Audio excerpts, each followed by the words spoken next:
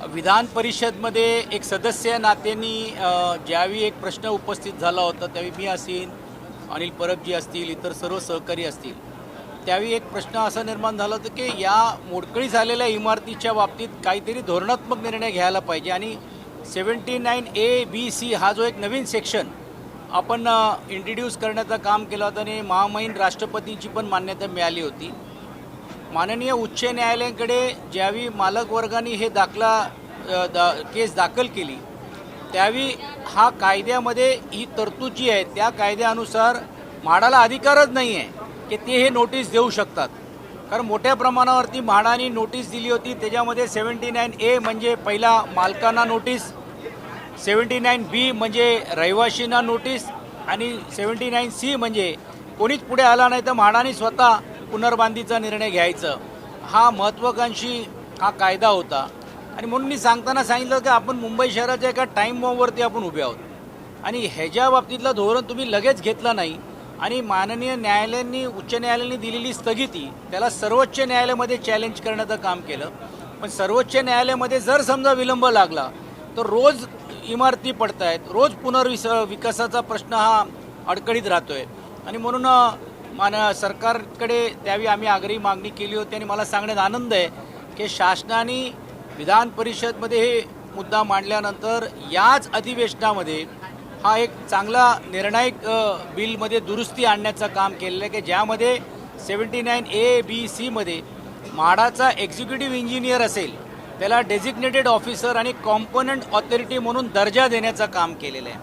आणि यामध्ये अजून एक सुधारणा केलेली आहे की जो पहिला दुरुस्ती हा शब्द होता, रिकन्स्ट्रक्शन आता हा शब्द होता, तो आता रिकन्स्ट्रक्शन शब्द काढून रिडेव्हलपमेंट यासाठी तरतूद करण्याचं काम केलं आहे। मला असं वाटते 16,000 उपकर प्राप्त इमारती होते, मोडकळी झालेल्या इमारती होते, त्याची संख्या आता 12,000वर आले।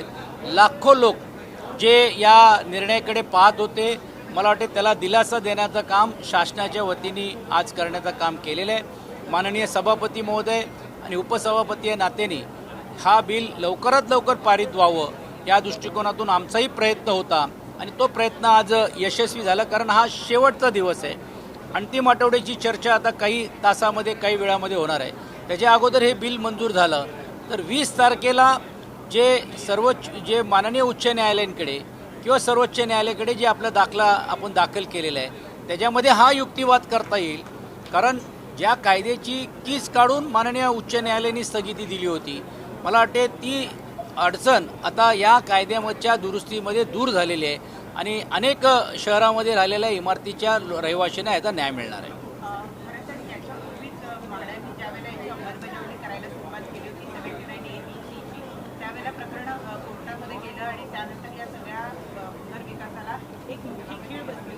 पहिल्या टप्प्याअंतर्गत साधारणतः किती इमारती घेण्यात आलेल्या होत्या आणि आता त्याचं काम लगेच सुरू होऊ शकेल? आता एकंदरीत 350-500 लोकांना नोटिसीस दिल्या होत्या, पण ती फक्त सुरुवात झाली होती।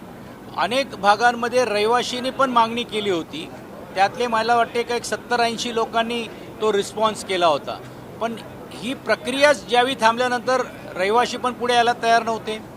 मालकांना असं वाटलं का आता हा आमचा अधिकार आहे आणि म्हणून मालक जे रिडेव्हलपमेंटला तयार होते 1 रुपयाची वस्तू 10-10 रुपये मागणी करायला लागले आणि त्यामुळे ते जे वाढल्या दरामुळे जे विकासक असतील किंवा रहिवाशी असतील कोण पुढे यायला तयार नव्हते। मला वाटते ही अडचण दूर होईल आणि या तरतुदीमध्ये मालकाला बाहेर ठेवलेला नाही आहे, मालकाला पण 15% जो त्यांचा डेव्हलप एरिया असलेला जो हिस्सा आहे तो या कायद्याच्या अंतर्गत पण त्याला मिळणार आहे। म्हणजे मालकाचं पण हिताचं रक्षण कायद्यामध्ये केलेलं आहे, रहिवाशीचं पण केलेलं आहे आणि जे विकासक रहिवाशी आणतील किंवा करतील त्याच्यामध्ये त्यांनाही देखील त्याच्यामध्ये फायदा नफा व्हायला पाहिजे अशातले तरतुदी करण्याचं काम केलं गेलेलं आहे।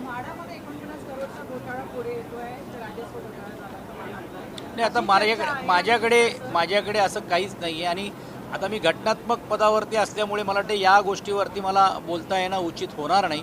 पण एक गोष्ट नक्की आहे की म्हाडा ज्या पद्धतीने चांगलं काम करतायत ते काम लोकांसमोर यायला पाहिजे। काही जर अशी तक्रार योग्य आली तर मला वाटते पूर्ण संस्थेला बदनाम करून चालणार नाही। धन्यवाद, थँक्यू। चलो हिंदी में दिखाने वाले ना, मुंबई का विषय हिंदी में दिखाएंगे।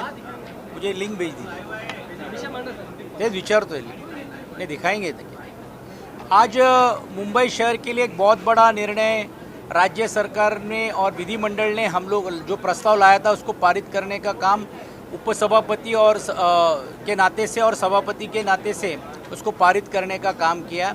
कुल मिला के 16,000 जूनी इमारती थी, उसकी संख्या अभी 12,000 हो गए। लाखों लोग जूने बिल्डिंगों में रहते और उनको दिलासा देने का सेक्शन 79A, B, C में दुरुस्त करने का काम किया था। जब ये कायदा पारित किया गया था इसके पहले महामहिम राष्ट्रपति ने भी इसको मान्यता दी थी। माननीय उच्च न्यायालय में मालकों ने ये युक्तिवाद किया कि म्हाडा कोई अधिकारी नहीं है ये सेक्शन के अंतर्गत काम करने के लिए, और इसलिए उच्च न्यायालय ने स्थगिति देने का काम किया था। सर्वोच्च न्यायालय में ये प्रकरण पेंडिंग था, लेकिन एक सदस्य के नाते से मैंने ये मांग की थी कि इस विषय को जल्द से जल्द सरकार ने कायदे में या कुछ चीज़ों लोगों को दिलासा देने के लिए करना चाहिए, और उसका एक भाग बोलकर कायदे में सुधारना लाने का काम अभी किया गया है। 20 तारीख को कोर्ट में केस है माननीय उच्च न्यायालय के सामने, और कॉम्पिटेंट अथॉरिटी जो एग्जीक्यूटिव इंजीनियर है उसको डेजिग्नेट करके कायदे में सुधारणा की गई है। दूसरा महत्व कायदे में सुधारणा की है, जो पहला शब्द रिकंस्ट्रक्शन था उसको अभी रीडेवलपमेंट बोलकर उसका उल्लेख किया जाएगा, और उसमें मुझे लगता है कि इसके कारण मुंबई शहर में रहने वाले जो जूनी चालू में रहने वाले जो लोग हैं वो उनको दिलासा मिलेगा, क्योंकि मुंबई के ये सब 12,000 इमारत में रहने वाले लोग एक टाइम बॉम्ब के ऊपर रह रहे हैं। कभी भी अगर दुर्दैव से अगर थोड़ी भूकंप की अगर परिस्थिति हुई तो ये पत्तों के जैसी ये बिल्डिंगें गिर सकती है। इसलिए इसका मरम्मत करना, इसका रीडेवलपमेंट करना ये बहुत ज़रूरी था, और राज्य सरकार ने आदरणीय उप मुख्यमंत्री एकनाथ शिंदे जी के विभाग ने एक अच्छा निर्णय माननीय मुख्यमंत्री जी के सहयोग से लिया है।